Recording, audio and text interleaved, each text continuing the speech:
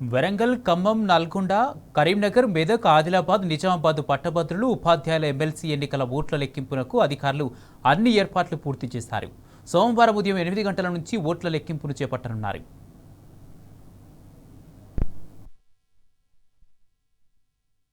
నల్గొండ, ఖమ్మం, వరంగల్ ఉపాధ్యాయ MLC ఎన్నికల కౌంటింగ్కు సర్వం సిద్ధమైంది.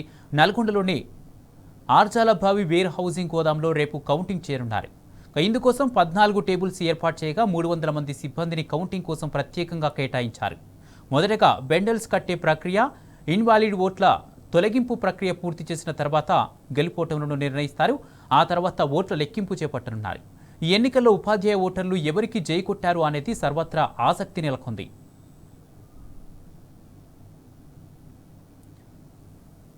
కరీంనగర్, మెదక్, ఆదిలాబాద్, నిజామాబాద్ పట్టభద్రుల ఉపాధ్యాయుల ఎమ్మెల్సీ ఎన్నికల ఓట్ల లెక్కింపునకు అధికారులు అన్ని ఏర్పాట్లు పూర్తి చేశారు. డాక్టర్ బిఆర్ అంబేద్కర్ స్టేడియంలో ఓట్ల లెక్కింపు ప్రక్రియ సాగుతుందని కలెక్టర్ పమేలా సత్పతి తెలిపారు. గ్రాడ్యుయేట్ ఓట్ల కోసం మొత్తం 21 టేబుళ్లు, టీచర్స్ 14 టేబుళ్లు సిద్ధం చేస్తున్నట్లు తెలిపారు. ప్రతి టేబుల్ వద్ద మైక్రో అబ్జర్వర్, సూపర్వైజర్, 2 కౌంటింగ్ అసిస్టెంట్లు విధులు తెలిపారు. ఇక ఓట్ల లెక్కింపు పూర్తయ్యేసరికి 2-3 రోజుల సమయం పట్టే అవకాశం ఉన్నందున 3 షిఫ్టుల్లో లెక్కింపు చేపట్టేందుకు సిబ్బందిని నియమించారు.